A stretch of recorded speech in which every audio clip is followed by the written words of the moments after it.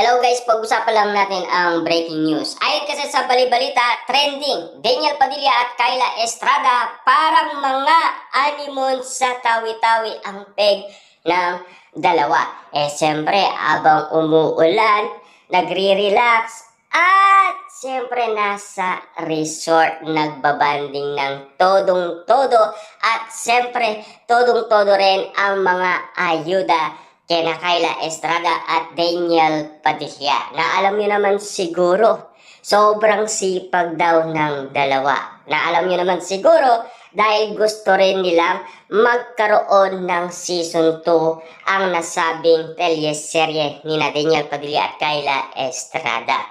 Na alam niyo naman siguro, request yan ng karamihan na sana magkaroon ng part 2 ang nasabing Incognito Season 2. Kaya nga naman, eto na. Kahit bumabagyo, ay meron pa ring mga ayuda moment kina Daniel Padilla at Kyla Estrada. Spotted nga naman kasi sa mga mata ng mga taga-tawi-tawi. Grabe nga naman kasi ang mga napapansin at nakikita. Tila animon na daw ang peg ng dalawa dahil nasa resort kasi. Ninamnam kasi ng dalawa ang kanilang bakasyon sa tawi-tawi abang sila ay nagsushooting. Lalo-lalo na kasi marami pa rin ang nagdududa sa kanilang relasyon kung makatotohanan nga ba or hindi. Yan kasi ang palagay ng karamihan. Na alam niyo naman siguro, ingat na ang mga netizens sa mga ganyang mga ayuda moment ni Daniel Padilla at Kyla Estrada. Nangyari na kasi yan sa Kat din, na alam niyo naman siguro, todo pakilig ang binibigay nilang sukli sa mga manonood at naghahantay ng kilig moment ni Alden Richard at Catherine Bernardo. Na ngayon naman, ang nasisilayan ng mga matang lawin ay sina Daniel Padilla at Kyla Estrada. Pero kahit na kinikilig sila, pinagmamasdan mabuti ng mga taga-tawi-tawi kung makatotohanan nga ba ang pinapakita ni Daniel Padilla at Kyla Estrada. Siyempre alam niyo naman siguro, may sinasabi umano si Ruby Baldwin na kahit na ikasalman si Daniel Padilla sa iba at kung ikasalman si Catherine Bernardo sa iba, mauuwi rin sila sa balikan. Yan kasi ang ibig sabihin ni Ruby Baldwin. Pero sa prediksyon naman ni Jay Costura ay iba naman ang kanyang nakikita. Diba? Kay Daniel Padilla at Kyla Estrada, sa kanilang relasyon ay magkakaroon ng third wheel.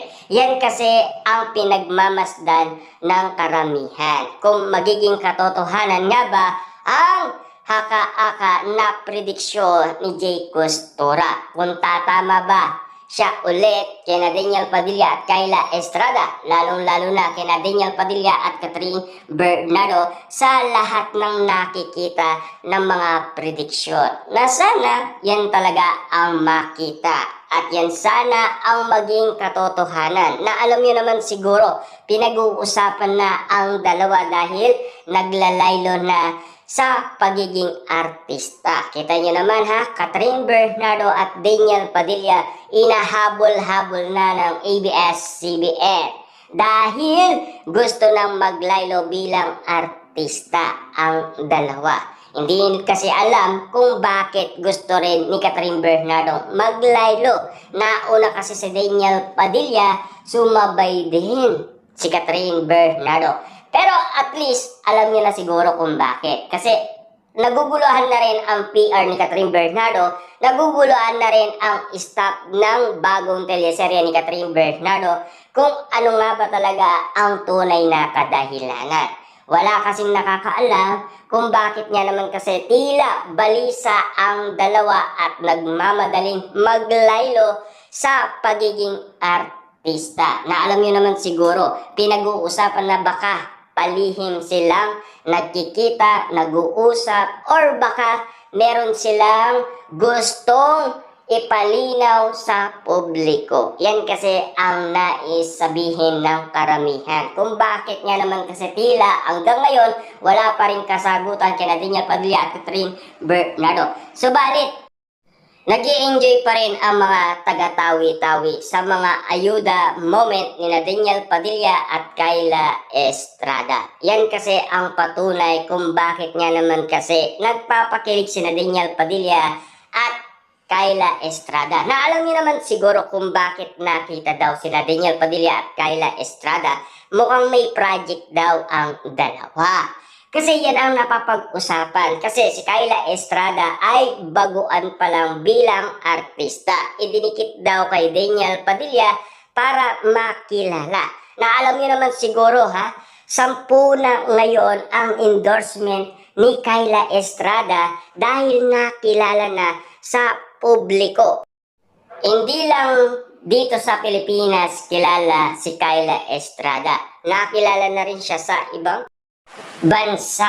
Dahil nga naman kasi kay Daniel Padilla. Dahil sa pagkakalink niya kay Daniel Padilla, nakilala na siya at kung bakit dumarami ngayon ang endorsement at sumusuporta kay Kyla Estrada nang dahil din kay Daniel Padilla. Pero kapag nga naman kasi sina Catherine Bernardo at Daniel Padilla na ang nalipat ang mga mata ng mga matang lawin, siguradong sigurado maluluma na si Kyla Estrada. Dahil alam niyo naman siguro ang mga original talaga na matagal na magkasama. 11 years na kasi ang kanilang relasyon.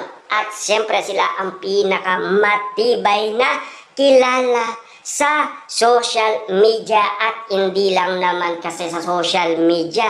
Maging sa ibang bansa, pinagkakaguluhan na. At lalong-lalo na, Catherine Bernardo, meron ng wax figure, diba? Na talagang pinagkakaguluhan ngayon sa Hong Kong. At inalay yan ni Catherine Bernardo sa mga OFW sumusuporta sa kanya. Dahil maraming tumulong ng mga OFW para marating yan ni Catherine Bernardo. Siyempre, alam niyo naman, sa dami-daming mga Pilipinong OFW nasa Canada, US, at sa Middle East, lalong-lalo na Singapore, at siyempre Indonesia. Grabe nga naman kasi ang mga sumusuporta kay Catherine Bernardo at Daniel Padilla. Isama na natin din ang Vietnam kasi nakilala din doon si Daniel Padilla dahil meron daw nalik noon kay Daniel Padilla na isang taga-Vietnam